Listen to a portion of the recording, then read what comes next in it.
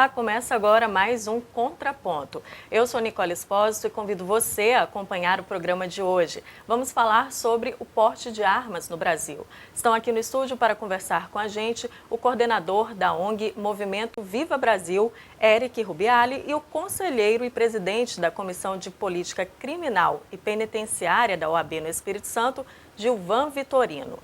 A Lei do Desarmamento, em vigor no Brasil desde 2003, proíbe o porte de arma de fogo em todo o Brasil. A concessão do porte é restrita apenas às categorias profissionais que dependem de armas para o exercício de suas atividades, como policiais, integrantes das Forças Armadas e guardas prisionais. Mas os altos índices de violência no Brasil trazem de volta ao debate sobre ampliar o acesso às armas aos cidadãos civis. Bom, Eric, eu começo com você. A ONG que você representa, o Movimento Viva Brasil, é crítica a essa lei de controle, e também fiscalização de armas no país. Quais que são os argumentos de vocês, em defesa dessa liberação um pouco mais fácil para cidadãos comuns, cidadãos civis? Veja bem, no ano de 2005, a população brasileira foi convocada, não foi uma questão de expressar opinião, se era a favor ou contra. Ela foi convocada às urnas numa eleição, convocada para uma eleição para decidir sobre a proibição da arma de fogo legal no Brasil. 64% da população, quase 60 milhões de eleitores, deram seu voto e disseram não ao desarmamento. Ou seja, a população definiu que quer ter o direito de possuir uma arma, portar uma arma, se assim entender que ela deve proceder. E o governo federal não respeita a decisão do referendo. Foi uma consulta popular soberana, constitucional, é a forma de exercício direto da democracia, e o governo federal simplesmente não respeita essa decisão da maioria da população brasileira. E nós questionamos isso. Bom, doutor Gilvan, a gente pode considerar, então, antidemocrática essa lei, já que houve o referendo, uma consulta popular após a vigência já da lei do desarmamento. A maioria, conforme o Eric falou, foi contrária, mais de 60% das pessoas, a essa lei do desarmamento. A gente pode dizer que, na prática, o referendo não serviu para nada? Eu diria o seguinte, discordando até em parte, de fato, a população foi chamada para referendar ou não um artigo da lei que dizia se o acesso às armas, para posse ou para porte, seria mais ou menos restrito, se ele seria liberado, porque anteriormente isso era mais facilitado. A população realmente rejeitou que o cidadão não tivesse acesso, ou seja, a população disse, o cidadão tem direito sim a ter acesso à arma. Agora, é preciso entender que ao governo, à administração pública, cabe regulamentar a forma desse acesso. Se o acesso está restrito demais ou não, é possível discutir isso. Uma alteração legislativa pode alterar isso. Até mesmo a questionamento disso, uma impugnação disso judicial é possível, desses regulamentos que disciplinam isso. Agora, o que está em jogo não é exatamente que a população não tem acesso. Tem.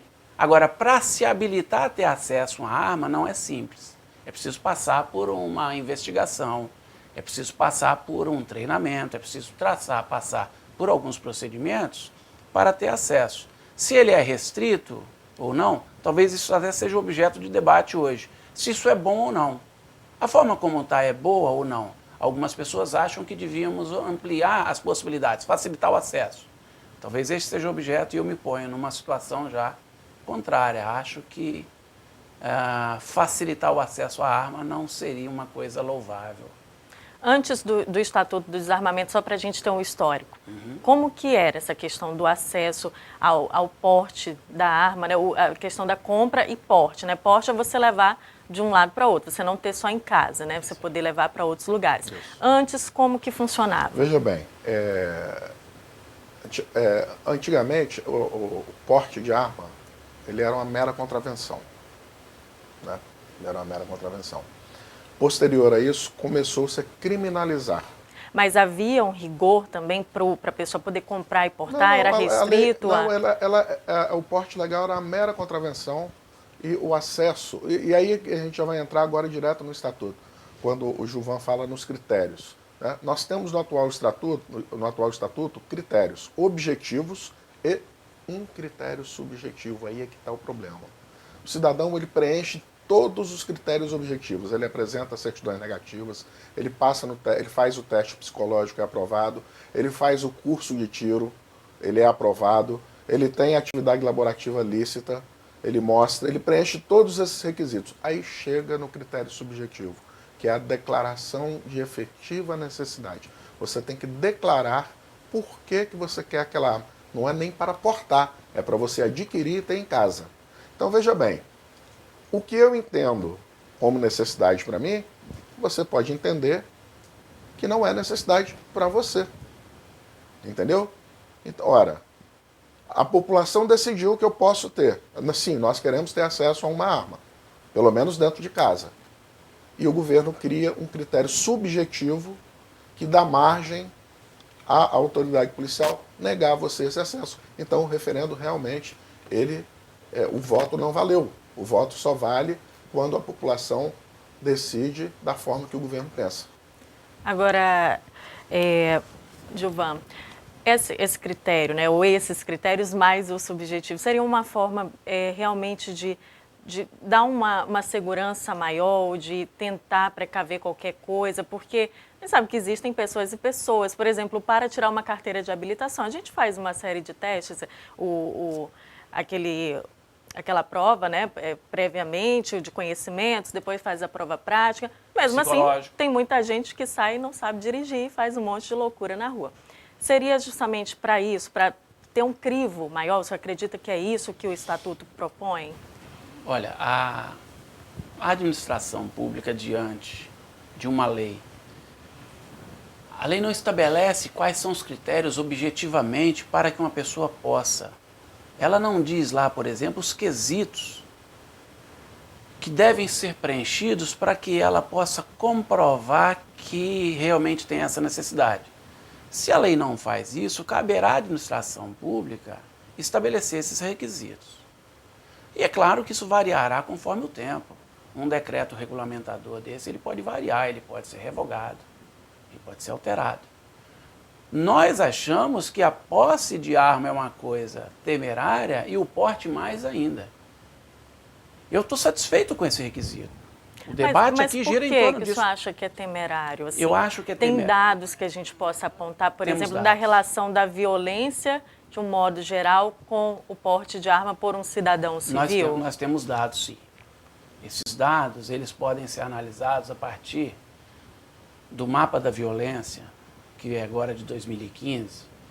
Ao final, ele tem um capítulo bastante interessante, mais eu diria do que os próprios capítulos iniciais, que ele fala das vidas poupadas.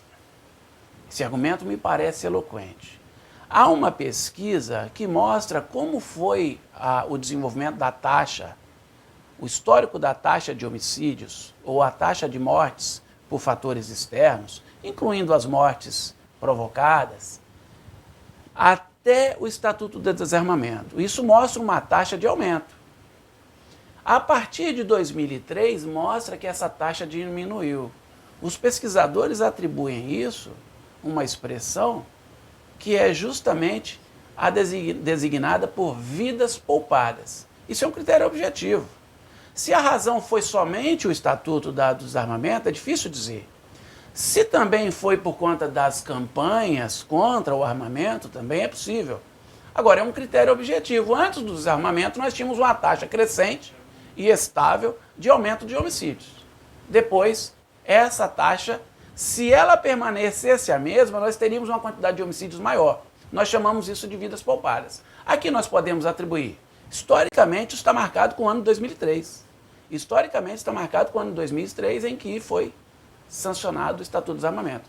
Menos com aquele elemento, com aquele artigo que só entrou ou deixou de entrar em vigência porque não foi referendado em 2005. Você gostaria de fazer alguma consideração sobre esses dados, Eric? Veja bem, a matemática nos últimos 12 anos no Brasil ela tem deixado de ser uma ciência exata. Né? Nós temos de 1995 a 2003 395 mil homicídios. no Brasil, dados lá do mapa de violência. Desses 395 mil, 64, quase 70%, 64,95% foram por armas de fogo. 232 mil foram em decorrência de armas de fogo. De 2004 a 2012, que é o último ano pesquisado pelo mapa. Porém, quando o Estatuto, portanto, quando o Estatuto já estava em pleno vigor do Estatuto, nós tivemos 455 homicídios gerais. Desses 455, 322 em decorrência de arma de fogo. 322 é maior do que 252. Então não houve redução, né? E aí, quando fala em vida poupada, eu mostro gente que se salvou usando. Eu quero que me aponte o nome de uma pessoa que foi salva. Me mostre um país no mundo. Vamos ser amplo. Me mostre um país no mundo, entendeu? Em que o desarmamento tenha produzido um efeito positivo. Todas as pesquisas, todos os estudos, todos os exemplos apontam para a negatividade dessa situação. Entendeu? E a lei, ela estabelece sim critérios objetivos para você adquirir a arma. Tá lá. Você tem que ter 25 anos, você tem que ter atividade laborativa lícita, você tem que ter endereço residencial fixo, você tem que fazer o teste psicológico, você tem que ter todas as certidões negativas, você não pode sequer estar sendo investigado por um crime, respondendo a um inquérito policial, né? E aí entra o critério subjetivo. Mas a gente vai conversar sobre isso no próximo bloco, sobre as legislações que a gente já tem aí, pretendem mudar isso, e aí a gente vai fazer uma análise melhor sobre isso, que agora o nosso tempo está chegando ao fim. Beleza. A gente volta já com o Contraponto, hoje falando sobre o porte de armas do Brasil. Não saia daí.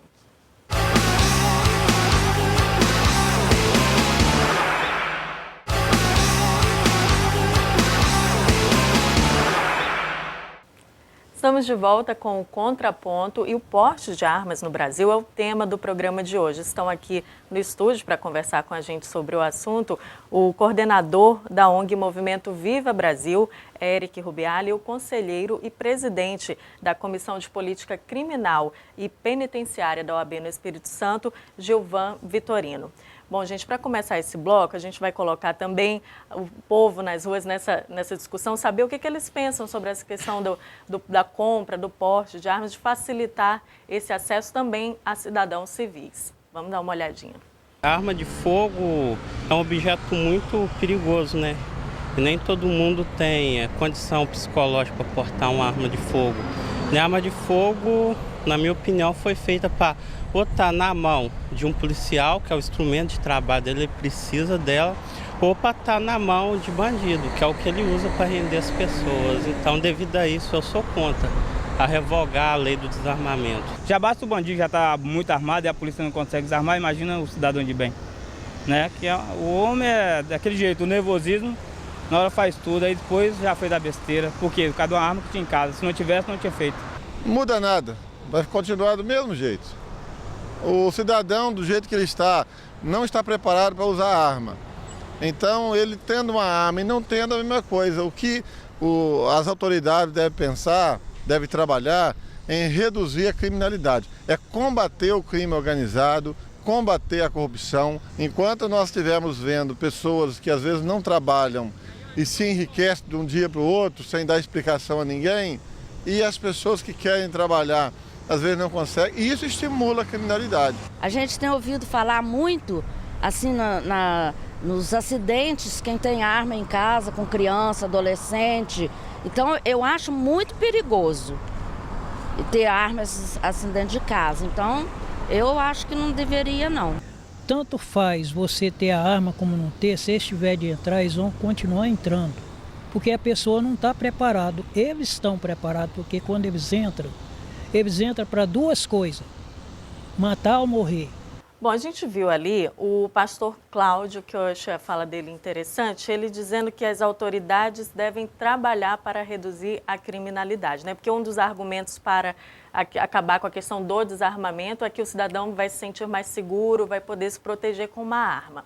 O foco do debate não deveria ser outro? A gente não deveria tentar, de alguma forma, pressionar o Estado, que é responsável pela segurança, né, a realmente garantir isso ao cidadão, a tranquilidade, ele ter essa sensação de mais segurança? O que você acha, Gilvan?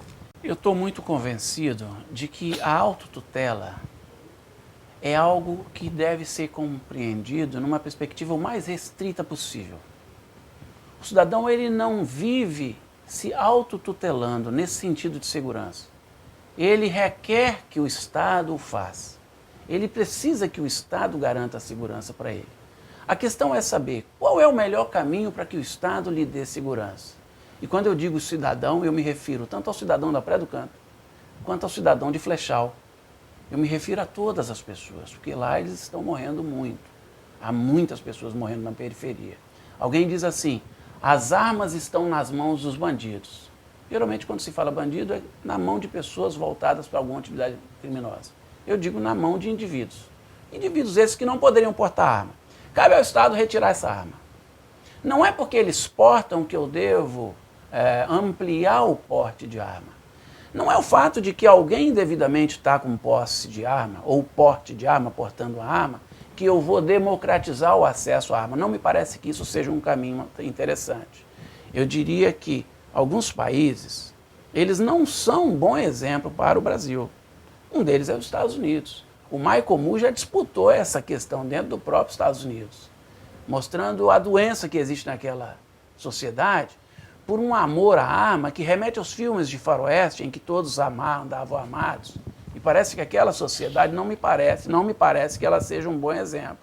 Eu diria, como eu vi também no Povo Fala, dizendo que quem melhor pode cuidar de uma arma é aquele profissional que foi treinado para isso. E não me parece que o cidadão ele tenha formação para fazê-lo. A única vez que eu dei um tiro numa arma, eu machuquei meu dedo. Então não é disso que eu estou falando, não sou um conhecedor de armas. Acho até que o Eric, por ter sido já ter sido policial, né, Eric? Sim, fui. Não tenho dúvida de que ele compreende a arma, ele conhece a arma. Eu acho até que o Eric pode portar uma arma, com segurança. Eu não posso. Eu não tenho essa capacidade e grande parte da população não tem. Nosso perigo é esse. Vamos lá, Eric. Vamos lá por partes. Vamos lá. Já que o Gilvan tocou aqui nos Estados Unidos, né, é preciso a gente fazer uma ressalva. Nos Estados Unidos hoje é um país que tem basicamente 5 armas por habitante. 100% da população dos Estados Unidos hoje praticamente ela é armada. E lá se mata 10 vezes menos do que aqui no Brasil. São 4,7 homicídios a cada 100 mil habitantes. Né? Com relação à tutela, né? A polícia, e aí eu vou de novo nos Estados Unidos, uma das polícias mais eficientes do mundo é a dos Estados Unidos. E ela não é onipresente. Nós não temos. Eu prefiro carregar uma arma porque é mais leve. Carregar um policial comigo 24 horas é muito pesado. O Estado não tem capacidade para nos proteger 24 horas por dia. Você acha que se não tivesse essa sensação e até os dados que revelam que há realmente uma insegurança muito grande, né, em decorrência de assaltos, né, homicídios e tal, essa discussão não seria ainda tão vigente no país? Veja bem, a arma de fogo ela está sendo demonizada. É um objeto inanimado que não tem vontade própria, depende do ser humano que a está segurando para que ela funcione. Né? Em 1920, o Brasil ganhou a primeira medalha olímpica dele no tiro ao alvo. A arma é um objeto para esporte, é um objeto para segurança. Depende da finalidade que você dê a esse objeto. Aplicou errado, usou errado, aplica a lei. Está aí o Código Penal, o Código de Processo Penal, aplica a lei. Isso é muito simples. Infelizmente, as nossas leis são um pouco frouxas, né? Elas abrem muitas brechas. Justamente, né? Mas aí é que está o problema. Você não pode transferir. Por exemplo, não se apresenta dados, não tem números de quantos homicídios são praticados por cidadãos de bem armados legalmente. Não se apresenta esse dado. Por que não se apresenta? Porque não tem. Entendeu? O Estatuto do Desarmamento ele foi muito eficaz para desarmar o cidadão de bem, entendeu? Facilitando a vida dos marginais. Porque o marginal, o bandido, ele vai usar de meios ilícitos para obter uma arma ilegal. O cidadão de bem não. Ele busca a legalidade e não está conseguindo, apesar de ter decidido dessa forma nas urnas. O senhor não acha, por exemplo, então, doutor Gilvan, que isso favorece esse mercado ilegal? Porque, por exemplo, tem muitos critérios, o subjetivo, como o Eric falou, né, de a pessoa depende muito da Polícia Federal liberar ou não, entender que a pessoa tem ou não a necessidade de ter aquela arma, né, em casa ou para poder portá-la. E aí isso favorece o mercado ilegal? A pessoa não consegue comprar na loja legalmente e procura o mercado negro? Então nós estamos sugerindo que essa pessoa que se interessa por uma arma e que supostamente ela se diz capaz de obter essa arma e de ter essa arma, ela então, porque não consegue, ela está recorrendo ao mercado marginal para adquirir essa arma? Me parece que isso incorre numa contradição insuperável. É a expressão máxima de que essa capacidade de portar ou a necessidade, quer dizer que ela é capaz de violar a legislação para poder adquirir arma. Então não façamos isso. Eu não acho que generalizações são interessantes. Eu acho que os agentes públicos que tratam de segurança podem e devem portar arma. Até porque, aí eu estou falando de porte de arma. Eu não estou falando nem de posse, eu estou falando de porte de arma, inclusive fora de serviço. Porque provavelmente essas pessoas são vitimizadas, eu não tenho dúvida disso. Acho que é preciso considerar. Agora, quem é que vai adquirir arma? Algumas pessoas adquirirão. Quanto mais aquisição de armas, não é verdade dizer que elas estarão mais à disposição para que elas depois se tornem marginais? Que elas caiam na mão, por exemplo, de pessoas que não estariam habilitadas?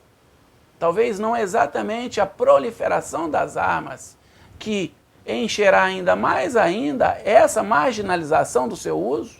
Me parece que quanto menos armas, menos porte e posse de armas nós teremos. Então talvez a gente devesse dificultar. Mas não só o acesso à arma. Talvez a gente começasse a pensar em dificultar um pouco a fabricação dela também. A importação, a passagem dela pelas nossas fronteiras. Então, em geral, eu ainda sou daqueles que quando ouvia falar da polícia britânica, a polícia da Grã-Bretanha, alguém dizia assim, lá eles sequer portam arma. E a gente falava isso com a felicidade, porque a gente imaginava que inclusive até os agentes públicos pudessem ter restrição nisso. Nós banalizamos isso. Veja a Guarda Municipal de Vitória. Você lembra desse assunto, quando se discutiu se a Guarda Municipal de Vitória deveria ou não portar arma? Sim. Eu acho que foi um retrocesso, quando essa guarda, por exemplo, poderia apresentar uma atuação política distinta, diferente, cidadã, aquela que pega na mão do idoso para atravessar a rua, aquela que cuida do patrimônio numa perspectiva de inibição, hoje imitou as forças policiais, talvez, nos seus vícios. Mas talvez por dizer que essas forças policiais não estão conseguindo cumprir seu papel e precisam de um complemento. Mas elas não têm conseguido cumprir com arma. Então está provado que a arma não tem sido um objeto idôneo para a proteção do cidadão. Me parece que nós estamos numa escalada em que o armamento, o referendo disse o seguinte, olha, não, nós não vamos limitar o acesso. Se aquele referendo tivesse impedido, nós teríamos hoje menos arma, portanto nós temos mais armas do que a gente queria. Nós não queríamos aquele artigo. Aliás, nós queríamos aquele artigo que não foi aprovado. Hoje, talvez nós, eu estou falando nós, porque representamos uma perspectiva e com todo respeito a esse ponto de vista que o Eric repete. Para o Eric, nós temos menos armas. Para nós temos armas demais. Eu diria que nós, tendo armas demais, temos uma insegurança grande. Então, me parece que não é o armamento que traz segurança. Nessa perspectiva, eu diria que há uma contradição. Perfeito. Eu vou deixar agora esses momentos finais do programa para o Eric fazer as considerações, né, dizer por que ele defende tanto esse projeto, um movimento, né, um segmento da nossa sociedade defende, para vocês colocarem os argumentos de vocês aqui claramente, objetivamente, agora no final. Eu só queria fazer uma ressalva no que o Gilvan disse. Né? Da aplicação do Estatuto do Desarmamento até hoje, 90% das lojas que comercializam as armas legais foram fechadas no Brasil. Então, realmente, nós temos menos armas nas mãos dos cidadãos de bem. E nós temos mais armas na mão da criminalidade. Quem está matando no Brasil hoje, quem mata no Brasil não é o cidadão de bem. Quem mata no Brasil são os bandidos com as armas ilegais. Isso está provado. Né? E o que a gente quer? não se trata de flexibilização, não se trata de facilitação a acesso às armas. O que nós queremos é que a legislação se adeque ao resultado do referendo. Senão nós não estamos vivendo numa democracia, nós não estamos vivendo num Estado democrático de direito, né? Ou será que democracia é só aquilo que o governo quer? Perfeito. Nós queremos a adequação da legislação ao resultado do referendo. Gilvan? Na nossa perspectiva, se nós tivéssemos que refazer a consulta popular, nós precisaríamos, e essa é uma proposta minha, a OAB não tem posição. Eu não estou representando com isso aqui a proposta da OAB, não é disso que se trata. Eu estou falando o Gilvan, com a sua experiência pequena. Eu diria que nós deveríamos voltar um pouco e não ampliar a possibilidade desse acesso. Na nossa opinião, quanto menos acesso, melhor. Agora, eu tenho essa preocupação das pessoas que não poderiam portar e estão portando. Também tenho essa preocupação. Acho que o Estado pode envidar meios para que essas pessoas sejam desarmadas. E elas precisam ser desarmadas. Mas não só o de Flechal, mas que nós desarmemos também aqueles da Zona Norte de Vitória, que dentro dos seus carros portam armas e são mais difíceis de ser identificados. Nós somos absolutamente contra o armamento, para todos eles, não só para a periferia. É isso. Perfeito, muito obrigada a vocês dois, Eric Rubiali, coordenador da ONG Movimento Viva Brasil, e Gilvan Vitorino, presidente, também conselheiro da Comissão de Política Criminal e Penitenciária da OAB no Espírito Santo. Muito obrigada aos dois pela participação. Eu agradeço. Obrigada também você de casa que acompanhou o programa Contrapontos de hoje. Nós falamos sobre o porte de armas no Brasil. Eu aguardo sugestões de tema, críticas, basta você escrever para o nosso e-mail tvalice.es@gmail.com. E eu lembro que esse e os outros programas estão disponíveis no nosso canal no YouTube. Basta você procurar Alice Comunicação, sem acento e sem cedilha. Mais uma vez, obrigada e até o nosso próximo encontro.